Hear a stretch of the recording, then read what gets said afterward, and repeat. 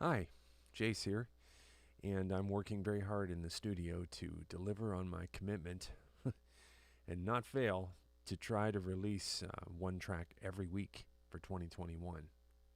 It's taken a lot of, you know, thinking to be able to do this, and I'm going to do some of that thinking today. I'm getting a track ready for release for Tuesday of next week. Maybe even sooner if I can pull it off. I don't know. But let's take a look here and see what's going on.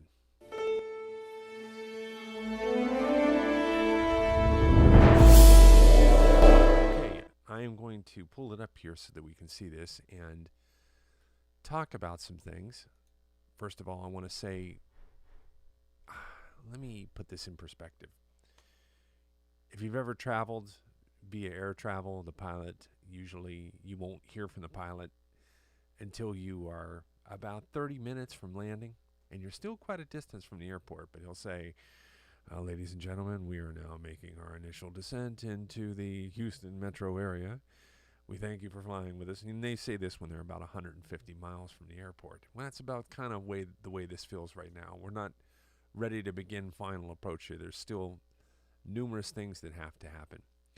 But in order for me to make those decisions, it's really good to step back and take a look at things from a couple of different perspectives. And not all of that is just what it sounds like. I'm going to play this track for you. Boy, I can't stress enough that some of these things inside of this track in production are what we call placeholders.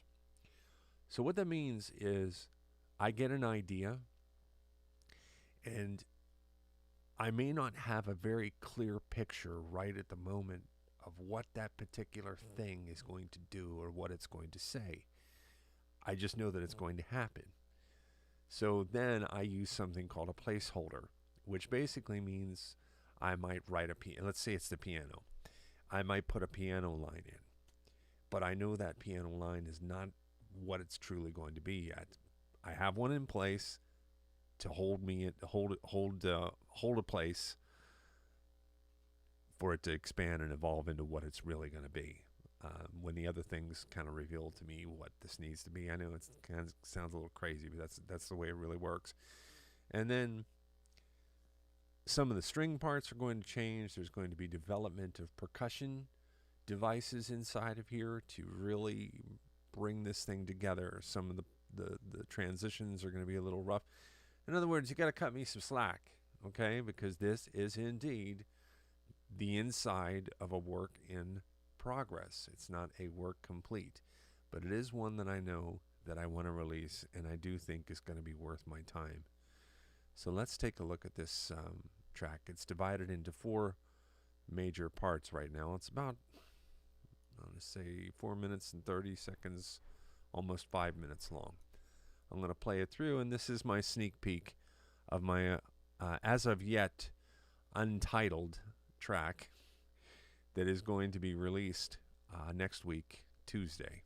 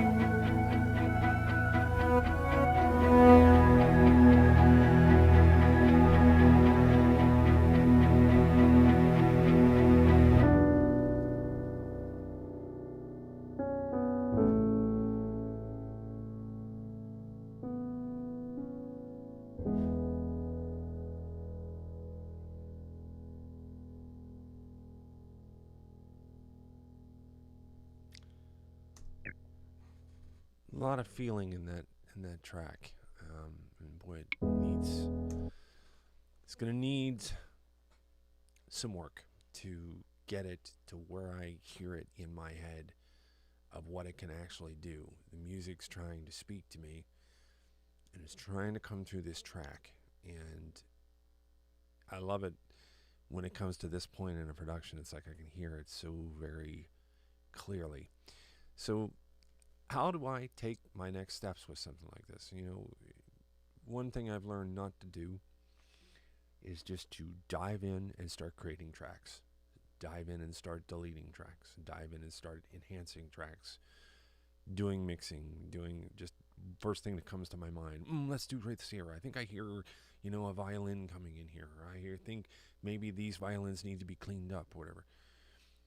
The thing that helps me stay on track is taking aim and focus. And that's really what the session here that I'm doing right now is about. I'm going to start by looking at some of these instruments here of design and discovery. The thing in this track is emotion. It's almost like a sensation.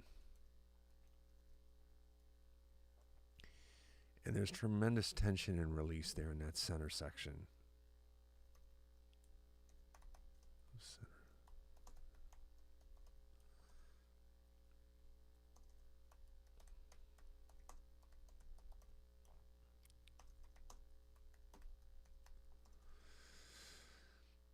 I think when the ending comes back in here, see this, I have these parsed out into four arrangement markers, and this finish, which is 4, and the opening 1, share a lot of things in common.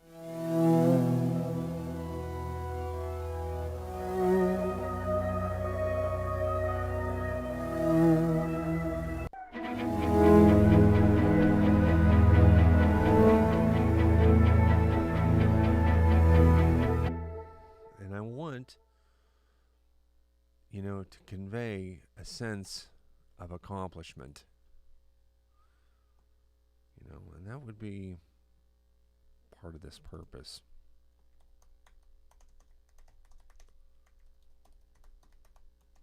Peace. So today is Saturday, January 9th.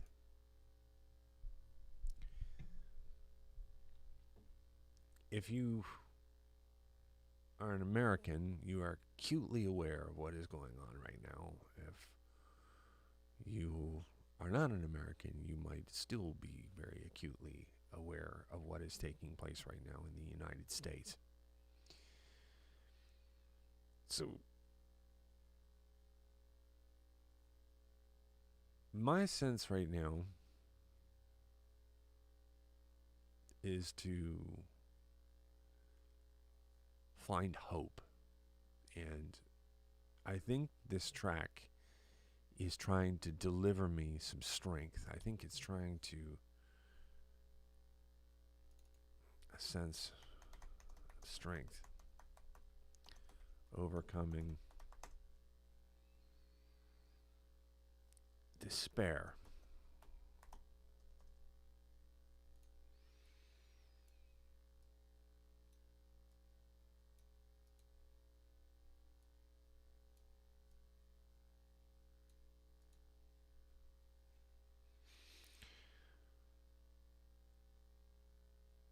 Don't misconstrue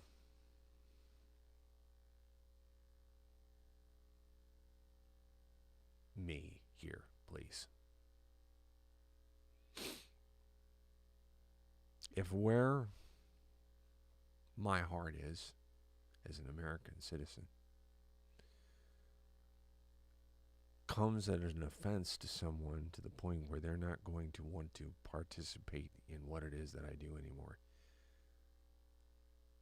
unfortunately, that is an acceptable loss at this point. I'm not inviting that to happen. But I am a human being just like anybody else. I'm no different than anybody. I have a heart. I have a soul. I have a sense of right and wrong. And what happened in that Capitol building yesterday was the culmination of a lot of things. No matter who your deal is, okay?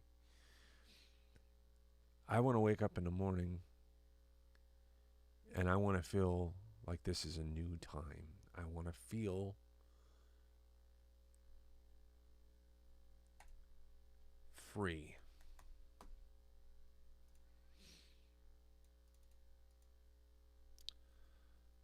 To express who I am as a person and how I live my life. Now, let's be clear here. I don't use my music as a device of political expressions. I could walk out my door today and write a song about a frog. You see, this is not, I'm not out here releasing this video right now hoping to, go viral with a certain political bent or something like that. This is not how it works with me. I'm just living my life. I've got eyes and I've got ears and I have my own set of beliefs and feelings in God, country, all of it. And happiness, freedom, and prosperity is definitely all it's cracked up to be. And I am feeling stronger than I felt, and I think that's what this track is about. There's hope for right now. Belief that right now is going to get better.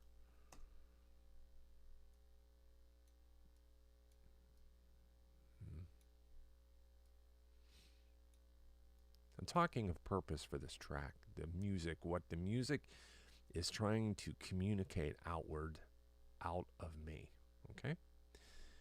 Now, let's talk about the arc. The arc is, by the way, this whole system is a very creative and wonderfully deep way of thinking about the creative process that's been prescribed by this gentleman right here, and I am a subscriber to his prescription. It's helped refine my approach to musical composition and production even further. So all of these things revolve around the purpose, and then I have the arc of this track, which means what is it going to do, literally going to do? Am I going to create another section of music? Am I going to rewrite a section for some specific purpose? This method of thinking is what prevents this protracted, constant editorial dance inside of our creative heads where we're constantly changing things just for the sake of changing them. When I see I'm 100 miles from the airport and I'm beginning my initial descent to landing is when I can say all of these things.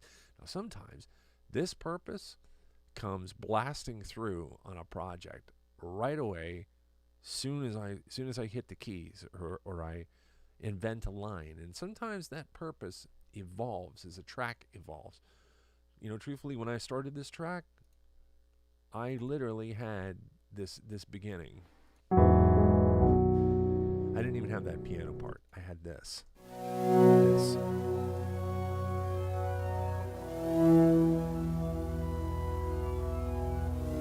That sounds solitary to me.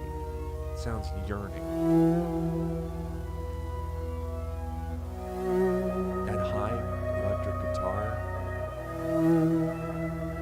is reaching out in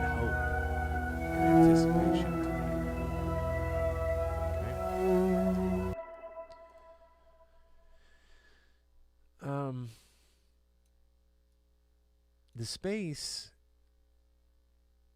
inside of this track kind of reminds me of when I was in the desert, in the Mojave Desert of California.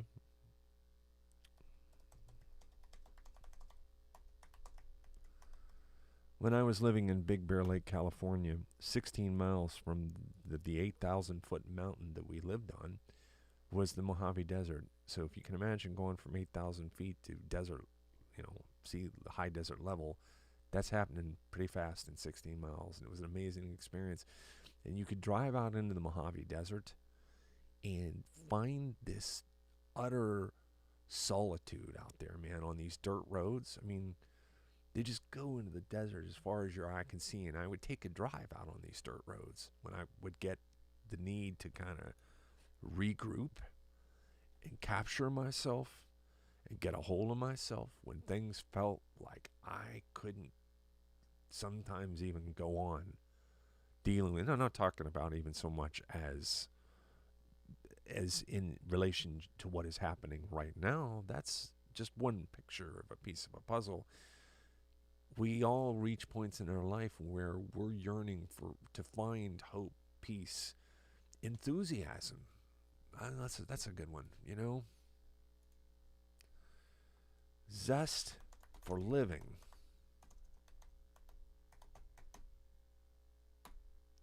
Enthusiasm.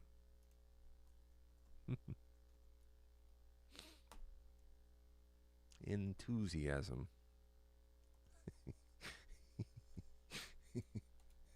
Lord. So there's several hooks about this track. The electric guitar. Now I want to talk about that part of this track.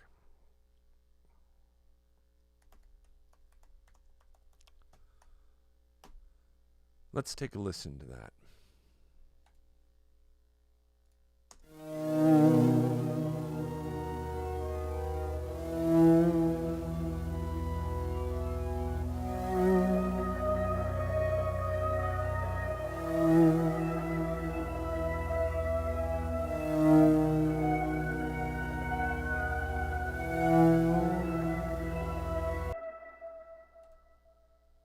That space is being opened for a friend of mine named Jimmy Kokinis, who is, in my estimation, one of the greatest electric guitarists I've ever known.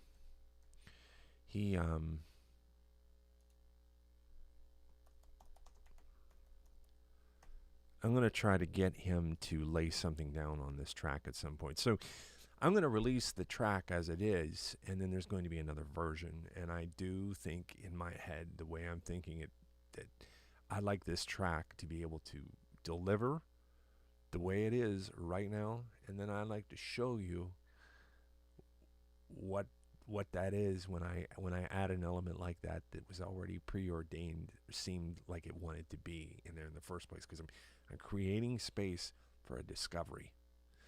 I'm designing space for a discovery to happen. Do I know what he's going to do? No. Do I know how that's going to go? Yes. Could it not work? I suppose anything is possible, but that's not very plausible.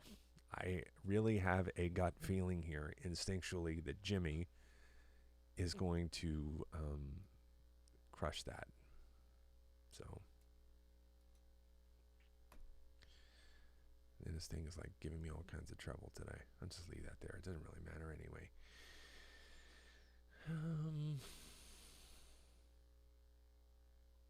How can the music shift, transform, or change? Well, I just described. Added electric guitar. But the hook also exists on a couple of different levels. You know, there's the orchestration in the center. Now that orchestration is only a glimpse of what it can really be. I'm using a lot of placeholders there.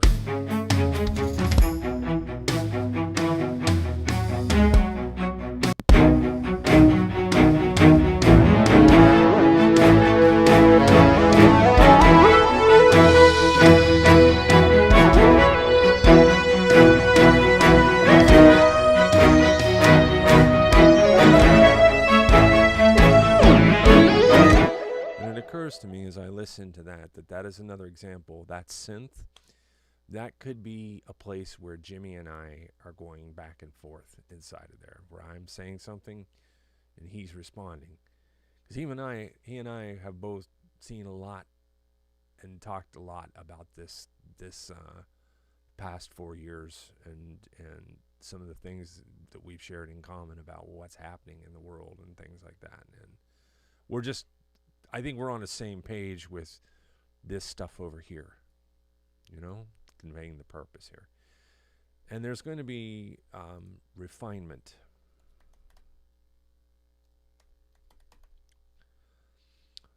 Of the orc. Man, I'm really typing $1 million today. Refinement of the orchestration. And yeah. And the name of this track, right now I'm struggling with it. I'm using a working title called Solitary because when I originally wrote that line, this is kind of what was happening there. But so I think that at this point, I have enough on the plate here with this to keep moving in a productive direction and make my notes to the things that I'm going to be doing to get this ready for final approach to the airport and land this track. I've got a lot to do to make this happen by Tuesday. I don't know if it is even feasible that I can hit that kind of a deadline with something like this, because you'll notice I didn't even bring up mixing and mastering yet. And this kind of features the idea that in production, in order to not get lost in the sauce of all of these steps, I am being so on point in the earlier stages of the production to deliver on the purpose of everything that I just described there, with very little mixing or mastering. I'm not writing problems. I'm unveiling solutions. And those solutions will carry with me into the first mixing and mastering session, where I maybe turn everything, the whole mix, to mono and do a mono pass, and I get volume levels really dialed in tight and everything sounds good. So much so that if I even released a rough version of that, it's almost passable. I know that probably made a mastering engineer just cringe with utter but that's not what I'm going to do. It's the philosophy that I set with trying to get a production in tune. Well, wish me luck.